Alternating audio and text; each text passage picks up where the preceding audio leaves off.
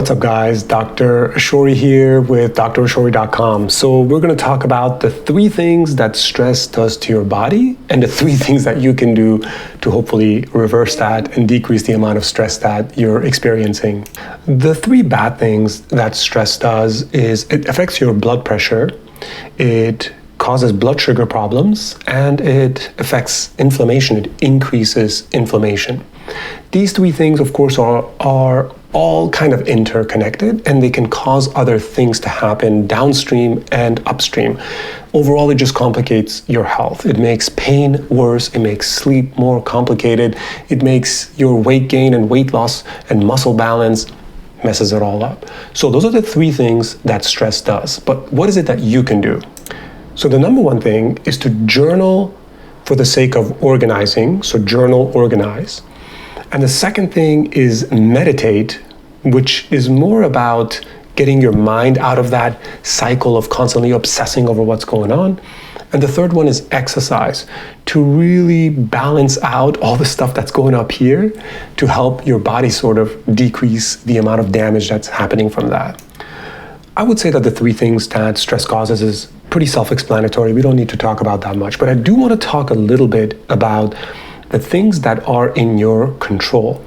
Exercise is simple. It doesn't have to be exercise in the gym. It has to be more about movement. Maybe it's about just some good stretching. Maybe it's taking some resistance bands. Maybe it's doing some calisthenics. Maybe it's doing some yoga poses. For me, oftentimes, it's just going for a long walk. Now, I do rock climbing and I do a few other calisthenic type exercises with a trainer, and those are pretty good. That mix is really all I need. For me, sometimes when I go for a long walk, I just feel the stress in my body disappear. And maybe it's because I can't sit at my computer and think about all the different things that I have to do. Fortunately, it's not very often, but it does happen. The meditation part is more about while you're working on a project, while you're trying to do the things to get rid of this stress, you're trying to complete tasks, you're trying to deal with family members, co-workers. Meditation is about coming back to the moment, not letting your mind go and create something in the future or obsess about something in the past. It's just coming to the moment and saying, okay, I'm here right now. I'm talking to my boss. This is going to be difficult, but I'm here. And not trying to control the moment as best as you can so that you can get the perfect outcome. That often doesn't work because the amount of stress that you create makes your mind shut down. If anything, meditating, breathing, calming down tends to let you think better and create content better, create the content that you're going to share with another person.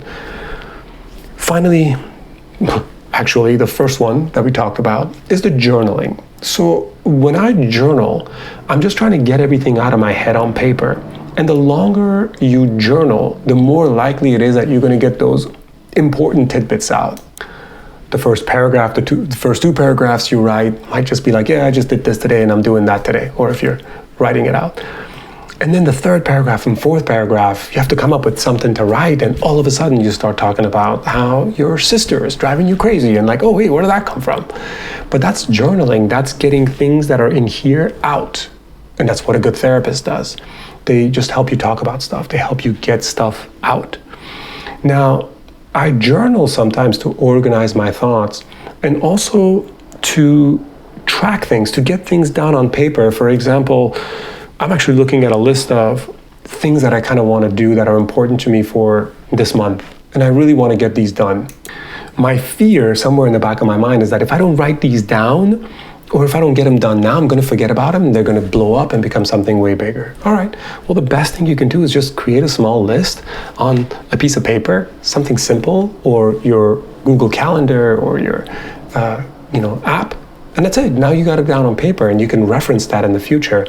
But journaling does the same thing. You write about it, you talk about it, and you address it maybe multiple times, multiple days in a row. And sometimes in the back of your mind, you start thinking, is this really even that important to me? So 3 things that stress does and 3 things that hopefully you can do to combat it. If you have any questions, go to drashori.com. If you have any questions, and tell me what you've been dealing with, comment below. And if you want to book a one-on-one private session with me, go to drashori.com. Take care.